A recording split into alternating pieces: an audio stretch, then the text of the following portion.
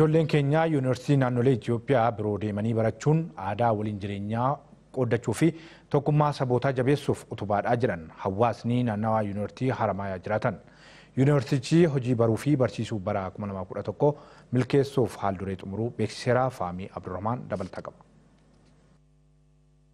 Yuunivarsiitiin Haramayaa dhaabbata barnoota olaanaa akka biyyaatti buleessaaf hangafamu waggoottan 62 darbaniif barattoota 80,000 ol simatee barsiisee eebbise. Kana keessatti hawaasni naannawaa qooda jabaaf guddaa qabam.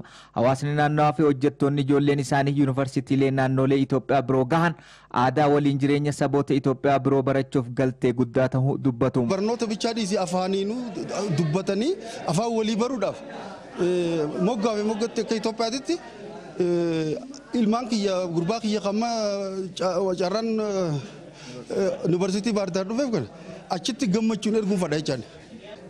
Aksumii gahee achirratti illee isa san jajjabeessaa jirra. Maaliif achiinis biitii teenyumaa har'aan tana sabaa fi sablammoonni walii hidhamnee walitti laaqamnee wajjin jiraachuun akka biyya tanaa kaayyoo biyya tanaa waan ta'eef jechuu. Bara kana yuunivarsiitii Haramayaatti barattoota haaraa 4,000 oliitu ramadame. Qaamoleen hawaasa naannawaa yuunivarsiitii akka aadaa fi hoodaatti simatanii akka ilmaan isaaniitti kunuunsuufis qophii ta'uu OBN itti himan. Ilmaan keenya jennee hundumattuu fudhannee simannaa akka gaariitti simannaa owwaa goonee fi eeggachaa jirra. Abbootiin keessan kan itti dhiiftanii dhuftan nuhiiti nurra dhuftaniiti ararraa jalqaba nu fudhadhaa nu qeebalaa nu beekaati isin beeyna. Nu baradhaa ijoollee gorsuu qaba odoo barnootatti hin seenne. Miseensonni abbootii gadaaf abboottileen amantaas gorsaaf mala barbaachisuun milkaa'ina kanaaf cinaa akka dhaabbatanis dubbatu. Manguddoon gumiin abbootii gadaa warri amantii warra saboota adda addaa kan bakka biraatii isaan keessa dhufe kana bifa fakkaataa amma nuti ni qeeballa jennu kanaan qeebalanii waa hunda rakkoo isaanii eeganii akka biyyattiin tun tasgabbooytu taasisuu irratti shoora isaan irraa barbaachisu taphachuu qabaniin jaa. Profeesar Jeelaan Waliyyii hayyoo dhimma nageenyaaf fala wal diddaati. Akkasuma yuunivarsiitii Haramayaatti pireezidantii itti aanaa dhimma bulchiinsaaf barattootaati. Barattoonni dhaabbilee barnoota olaanoo qaamaan fagaatanii barachuun federaalizimii cimsuu cinaatti gulantaa yaaduuf waa hubachuu isaanii akka ol kaasullee dubbatu.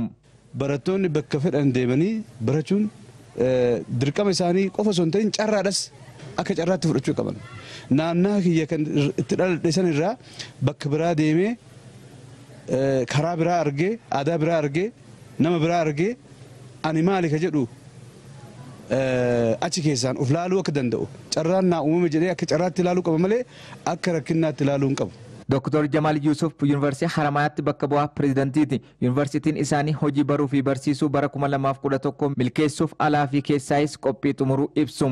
Bara nagaa haala addatiin qophii barbaachisaa ta'e hunda goone sodaalee takka ifaa takka dhaamaa jettu tana hunda akka barattoota keessatti hin uumamneef mooraa keessaayis hawaasa naannawaatii waliinis qaamota nageenyaa waliinis taanee qophii barbaachisu hunda akka qaamni tokkollee hin mul'anne qophaa'aatiin deemaa jira. Yuunivarsiitiin Haramayaa giddugala qonnaa jijjiirama qilleensaa dandamatuun filatame lammiilee biyya alaas barsiisaa jira. Yeroo ammaa yuunivarsiitichi idilee fi idileen alaan barattoota 33,000 ol barsiisaas jira.